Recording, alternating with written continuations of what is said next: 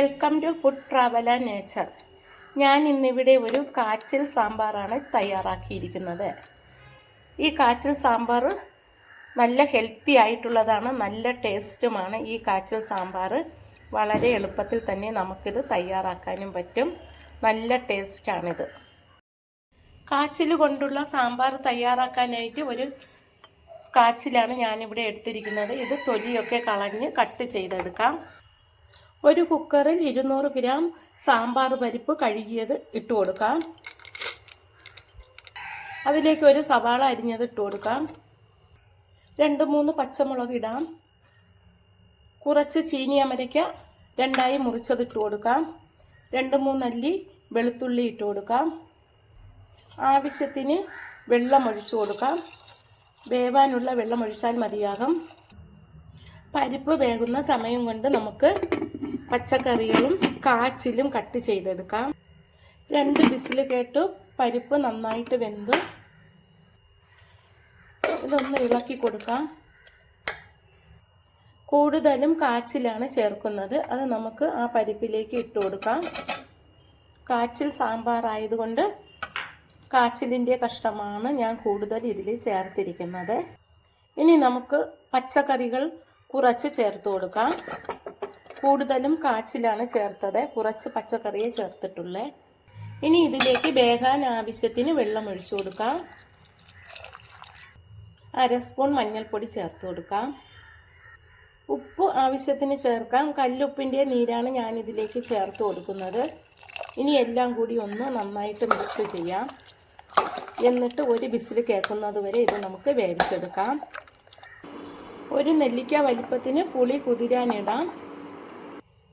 സാമ്പാറിൻ്റെ കഷ്ണങ്ങൾ വേകുന്ന സമയം കൊണ്ട് നമുക്ക് 1 സ്പൂൺ മുളക് പൊടി ഒരു പാത്രത്തിലേക്ക് ഇട്ട് കൊടുക്കാം. ഇത് കാശ്മീരി മുളക് പൊടിയാണ്. അതിലേക്ക് 1/2 സ്പൂൺ മല്ലിപ്പൊടി ഇട്ട് കൊടുക്കാം. ഇതിലേക്ക് പുളിവെള്ളം ഒഴിച്ചു കൊടുക്കാം. പുളിവെള്ളം ആവശ്യത്തിന് ഒഴിച്ചാൽ മതിയാകും. ഇനി ഇതെല്ലാം കൂടി ഒന്ന് മിക്സ് ചെയ്യാം. കാശ്മീരി മുളക് പൊടിയാണ് എടുത്തത്. മിക്സായി. ഒരു വിസിൽ കേട്ട് എയറൊക്കെ പോയി നമുക്കിത് തുറന്ന് ഇളക്കി കൊടുക്കാം. വെന്തു കഷ്ണങ്ങളൊക്കെ. ഇതിലേക്ക് ഇനി കലക്കി വെച്ചിരിക്കുന്ന കൂട്ട് ഒഴിച്ചു കൊടുക്കാം. എന്നിട്ടിത് ഇളക്കി കൊടുക്കാം.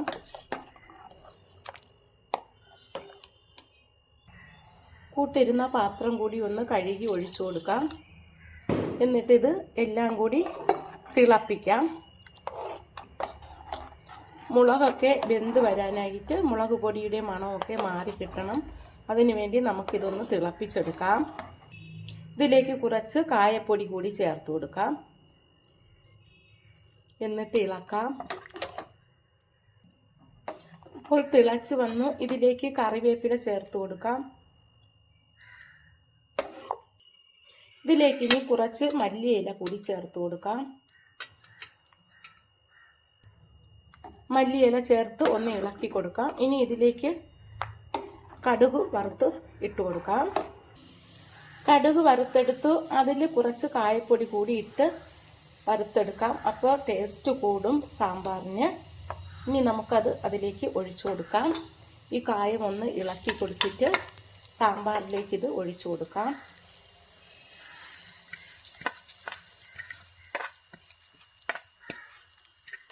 ഇനി ഇതൊന്ന് ഇളക്കി കൊടുക്കാം. ഉപ്പും പുളിയുമൊക്കെ ആവശ്യത്തിനുണ്ട്. ഇതിൽ കൂടുതലും കാച്ചിലിൻ്റെ കഷ്ണങ്ങളാണ് കിടക്കുന്നത്. കാച്ചിൽ സാമ്പാറാണിത്. ഞാൻ തയ്യാറാക്കിയ ഈ സാമ്പാർ ഇഷ്ടമായെങ്കിൽ ആദ്യമായി കാണുന്നവരെല്ലാം എൻ്റെ ചാനൽ സബ്സ്ക്രൈബ് ചെയ്യണം, സപ്പോർട്ട് ചെയ്യണം. Thank you.